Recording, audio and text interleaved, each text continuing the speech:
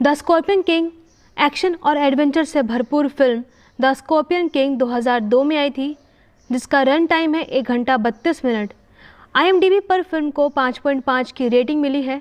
Film को direct किया है चक रुसेल ने और ये फिल्म द मम्मी रिटर्न से अडेप्टेड है।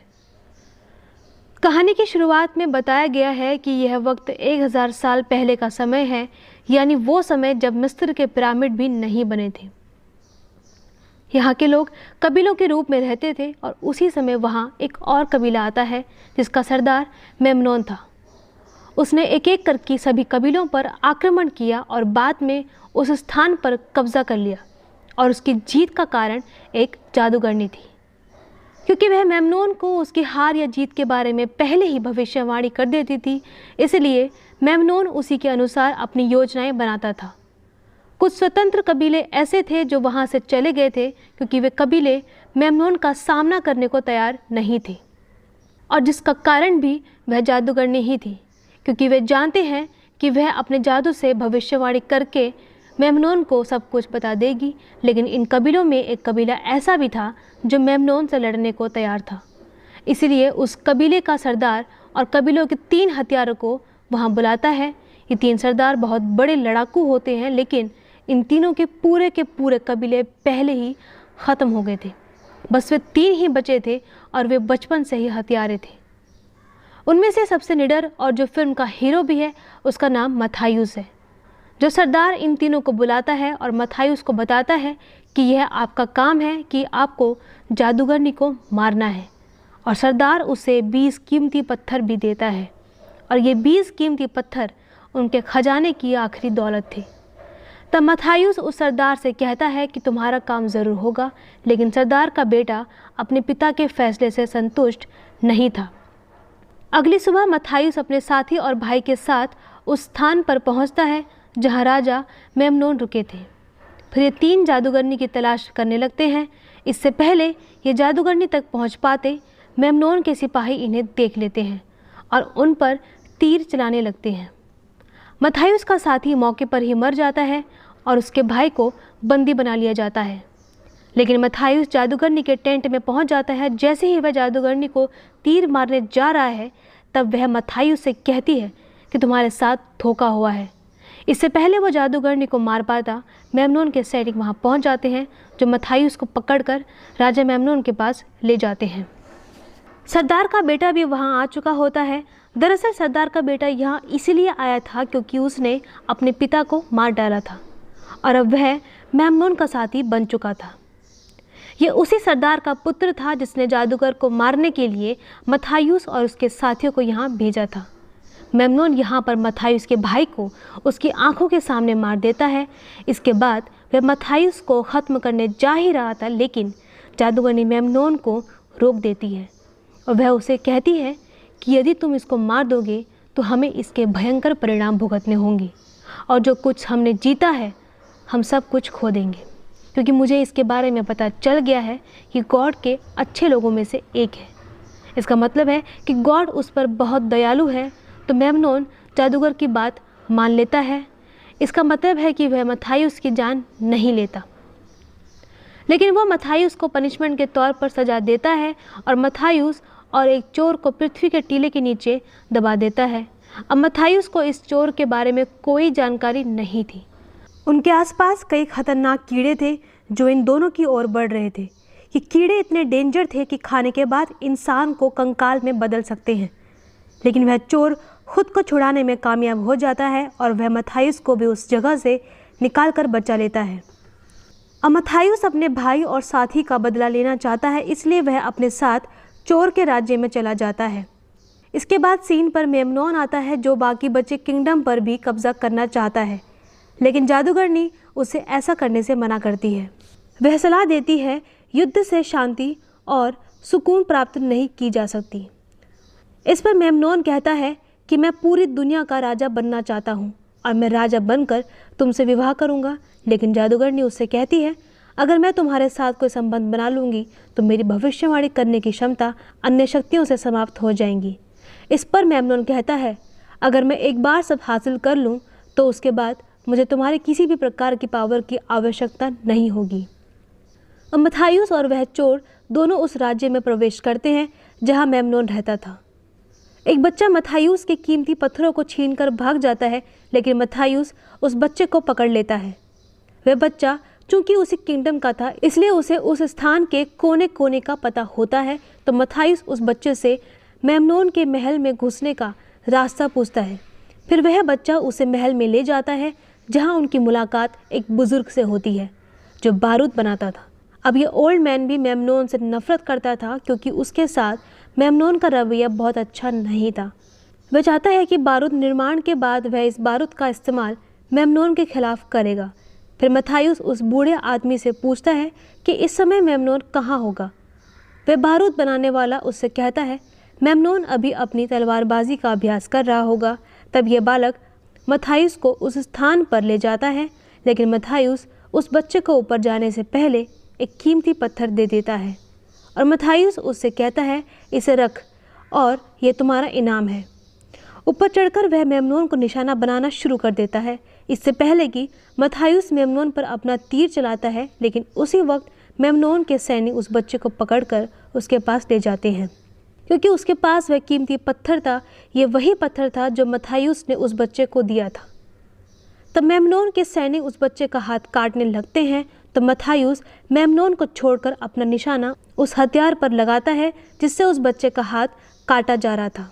मेमनोन के सैनिक मथायुस को देखते हैं और वे उस पर अपने तीर चलाने लगते हैं। फिर मथायुस खुद को सुरक्षित करने के लिए एक कमरे में आता है जहां वे जादूगर बैठी थी। अब मथायुस उस जादूगरनी को ज़बरदस्ती महल से बाहर ले जाता है, क्योंकि वह जानता था कि उस जादूगरनी को खोजने के लिए मेमनोन अपने महल से बाहर ज़रूर निकलेगा। बाहर आते ही मथायुस उसे ख़त्म कर देगा और मेमनोन को मारने के बाद वह जादूगरनी को ख़त्म कर देगा। इसके बाद वे मरे हुए लोगों की घाटी में चले जाते हैं, लेकिन जब वे रात को सो रहे होते हैं तब जादूगरनी वहाँ से भागने की कोशिश करती है। तब मथायुस को उसका पता चलता है और वह जादूगरनी को पकड़ लेता है। वो जादूगरनी से पूछता है क्या तुम मेमनोन के पास लौटना चाहती हो। वह जादूगरनी उससे कहती है मेमनोन ने मुझे बचपन से ही कैद कर रखा था। तब मथायुस उससे पूछता है कि मैं उस दिन महल में आया था तो तुमने मेरी जान क्यों बचाई थी। उस पर जादूगरनी कहती है क्योंकि मैं जानती थी कि तुम ही वो इंसान हो जो मुझे इस महल से और मेमनोन की कैद से बाहर निकाल सकते हो। इसके बाद मथायुस उसे आज़ाद कर देता है और वह कहता है कि यह अब तुम पर निर्भर है। तुम चाहो तो वापस जा सकते हो, लेकिन ये बाहरी दुनिया मुझसे ज़्यादा ख़तरनाक है। फिर जादूगरनी वहीं रुक जाती है और वह नहीं जाती। अगली सुबह वे अपनी यात्रा पर निकल जाते हैं। तब मथायुस देखता है कि मेमनोन स्वयं नहीं आया था, बल्कि उसने अपने सैनिकों को भेजा है जो उनसे थोड़ी दूरी पर थे। फिर मथायुस ही उनसे लड़ने के लिए उनके पास अकेला निकल जाता है।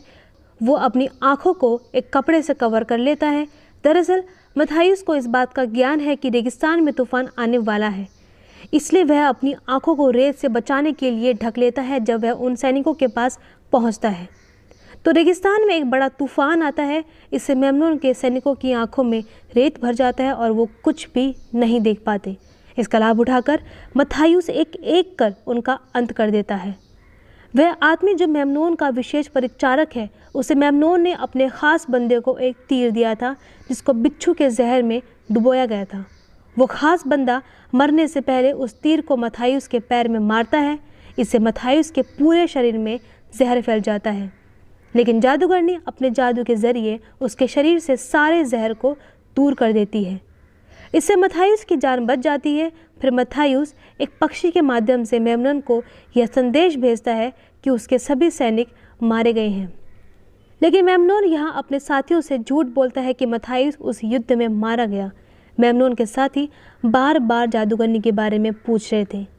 मेमनोन यहाँ भी झूठ बोलता है कि जादूगरनी वास्तव में अभी स्वस्थ स्थिति में नहीं है और जादूगरनी अभी भी महल में है, क्योंकि वह जानता था कि अगर लोगों को लगा कि जादूगरनी महल में नहीं है तो वे निराश हो जाएंगे।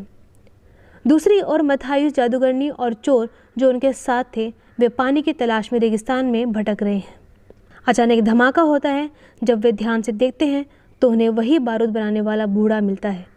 अब उसने विस्फोटक बना लिया है। दरअसल वह भी महल से भागकर यहाँ पहुँच गया था। वो बारूद बनाने वाला काफ़ी खुश होता है क्योंकि वो जादूगरनी को भी यही देखता है। फिर वे पानी की तलाश में आगे बढ़ते हैं और उन्हें एक जगह पानी भी मिल जाता है और उसी समय कई सैनिक वहाँ पहुँच जाते हैं और वे उन्हें बंदी बनाकर अपने कबीले में ले जाते हैं, जहाँ मेमनोन की सेना से छिपकर एक बड़ा कबीला रह रहा होता है। इस कबीले के सरदार को मथायुस के बारे में पहले से ही जानकारी थी, लेकिन मथायुस और उस कबीले के लीडर के मन में एक दूसरे के प्रति सकारात्मक विचार नहीं थी। कबीले का लीडर अपने सिपाहियों से कहता है कि मेरे पास जादूगरनी को ले आओ। तब मथायुस उनसे कहता है, जो भी उसके पास आया उससे पहले मेरा सामना करना होगा। अब कबीले के लीडर और मथायुस के बीच में लड़ाई होती है, लेकिन कबीले के लीडर की बहादुरी के बावजूद मथायुस ने उसे हरा दिया था। मथायुस कबीले के मालिक को संदेश देता है, हमारा दुश्मन एक ही है, मेमनोन। हमें मिलकर उसके खिलाफ लड़ना चाहिए। तब कबीले का सरदार कहता है, उसकी बड़ी सेना से कौन लड़ेगा? मथायुस जवाब देता है, मैं लड़ूंगा। अब कबीले का लीडर उन्हें अपने कबीले में रहने की इजाज़त दे देता है। जब रात में जादूगरनी के पास एक बच्चा आता है तो जादूगरनी को एक विजन दिखाई देता है, जिसमें वह कल्पना करती है कि यहाँ मेमनोन के सैनिकों ने हमला कर दिया है और उन्होंने उनके पूरे कबीले को नष्ट कर दिया है और उन्होंने कई बेगुनाह लोगों को भी शिकार बनाया है। तो जादूगरनी मथायुस के पास जाती है और वह उससे बताती है कि उसने क्या कल्पना की थी। मथायुस उससे कहता है कि मेमनोन को समाप्त करना मेरी नियति है, मैं उसे अवश्य समाप्त कर दूंगा। तब जादूगरनी फिर से एक विजन देखती है, जिसमें वह देखती है कि एक सैनिक ने मथायुस को तीर से निशाना बनाया है और मथायुस घायल हो गया है और वह अपनी अंतिम सांसें ले रहा है। जब जादूगरनी अपने सेंस में वापस आती है तो वह मथायुस से कहती है कि तुम मारे जाओगे, यही तुम्हारी डेस्टिनी है। तब मथायुस कहता है कि मैं अपनी डेस्टिनी खुद लिखता हूँ। बाद में वे जिस्मानी संबंध बनाते हैं, जैसा कि जादूगरनी ने कहा था। यदि वह किसी के साथ संबंध बनाती है तो उसकी सारी शक्तियाँ गायब हो जाएंगी। इस तरह उसकी शक्तियाँ खत्म हो गई हैं। फिर वह भी रात के अंधेरे में छिपकर मेमनोन के महल की तरफ अकेली चली जाती है, क्योंकि वह नहीं चाहती थी कि उसकी वजह से इस कबीले के निर्दोष और बेकसूर लोग मारे जाएं। अगली सुबह जब मथायुस को इसके बारे में पता चलता है तो वह अकेले मेमनोन के महल में जाने लगता है, क्योंकि वह नहीं चाहता था कि जादूगरनी फिर से मेमनोन की कैदी बन जाए।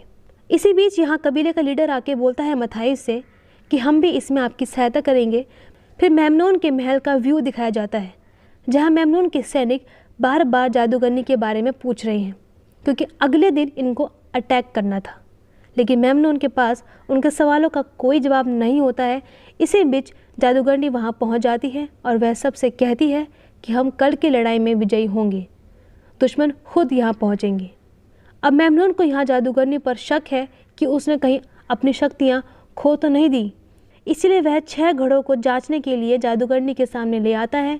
उनमें से 4 घड़े में सांप होते हैं और उनमें से 2 में सांप नहीं होते। जादूगरनी को उस घड़े में अपना हाथ डालना होगा जिसमें स्नेक ना हो। दूसरी ओर यह दिखाया जाता है कि मथायुस और उसके सभी साथी रात के अंधेरे में मेमनोन के किंगडम में प्रवेश करते हैं। उस बूढ़े आदमी द्वारा बनाया गया बारूद वे चोर की मदद से महल के सामने वाले हिस्से के सामने रख देते हैं। दूसरी ओर मेमनोन महल में जादूगरनी का परीक्षण कर रहा था। फिर जादूगरनी उस घड़े में अपना हाथ डालती है जिसमें सांप होता है और वह उस घड़े में से सांप को निकाल लेती है, जो उसे नहीं काटता। अब जादूगरनी मेमनोन से कहती है कि तुम एक क्रूर और संगदिल राजा हो। यह सुनकर मेमनोन आग बबूला हो जाता है और जादूगरनी पर अटैक करने ही वाला होता है। तभी मथायुस वहाँ पहुँच जाता है। अब मथायुस और मेमनोन एक दूसरे के सामने होते हैं। फिर उनके बीच लड़ाई शुरू हो जाती है और इसी वक्त कबीले का लीडर राजा के पुत्र को मार देता है। यह वही था जो अपने पिता की हत्या करके मेमनोन का साथी बन गया था। वह उसी समय मेमनोन के अन्य सैनिकों को भी समाप्त करना शुरू कर देता है। लड़ाई के दौरान मेमनोन मथायुस की आंखों में धूल फेंक देता है और उसी समय एक तीर चलाने वाला सैनिक वहां पहुंच जाता है। जादूगरनी देखती है कि वो तीर मथायुस को लगने वाला होता है, तो जादूगरनी उसकी रक्षा के लिए मथायुस के सामने आ जाती है ताकि उसे तीर के निशाने से बचाया जा सके। इसे देखकर मथायुस जादूगरनी को पकड़कर खुद को दूसरी दिशा में मोड़ लेता है और तीर मथायुस की पीठ पर लग जाता है। ये वही क्षण था जिसकी कल्पना जादूगरनी ने की थी। फिर तीर मारने वाला उसे मारने के लिए मथायुस की ओर बढ़ता है, लेकिन जादूगरनी उसे मार देती है।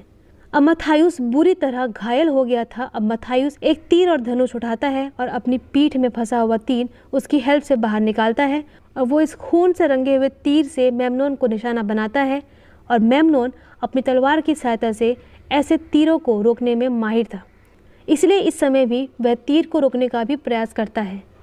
लेकिन मथायुस के तीर की पावर इतनी ज़्यादा थी कि मेमनोन तीर को रोकने में असमर्थ होता है और ये तीर सीधा उसकी चेस्ट में घुस जाता है और वह नीचे गिरने लगता है। ठीक उसी समय चोर उस बारूद में आग लगा देता है। इससे एक बड़ा धमाका होता है और मेमनोन जो महल की ऊंची दीवारों से नीचे गिर रहा था वो उस आग में गिर जाता है और वह जलकर राख हो जाता है। अब मेमनोन को उसके कर्मों की सज़ा मिल गई थी और मेमनोन की मौत के बाद इस राज्य में मथायुस को ताज पहनाया जाता है और बाद में कबीले के सरदार भी वहाँ आ जाते हैं और मथायुस को विदाई देकर वहाँ से चले जाते हैं। इसके बाद जादूगरनी मथायुस से कहती है कि हमारे राज्य में अब अमन और शांति होगी। मथायुस उससे पूछता है कि मुझे तुमने बताया था कि मेरे साथ संबंध बनाने के बाद तुम्हारी शक्तियाँ खत्म हो जाएंगी, क्या यह सच है? तब जादूगरनी कहती है, नहीं, यह सब झूठ था, मेरी शक्तियाँ अभी भी मेरे पास है। मथायुस पूछता है, हमारे राज्य में अमन और शांति कब तक बनी रहेगी? इस पर जादूगरनी बोलती है कि अन्य सभी चीज़ों की तरह किंगडम की भी डेस्टिनी होती है और सबका अंत ज़रूर होता है। तब मथायुस उससे कहता है, मैंने तुमसे कहा था कि मैं अपनी डेस्टिनी खुद लिखता हूँ, तो मैं अपने इस किंगडम की भी डेस्टिनी खुद लिखूँगा। इसी सीन पर फिल्म पूरी एंड हो जाती है।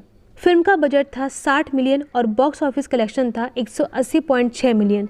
फिल्म को लिखा है स्टीफन सोमर्स, जोनाथन हेल्स और विलियम ऑसबॉर्न ने। मुख्य किरदार निभाए हैं Dwayne Johnson, Steven Brand, Michael Clarke, Duncan ने।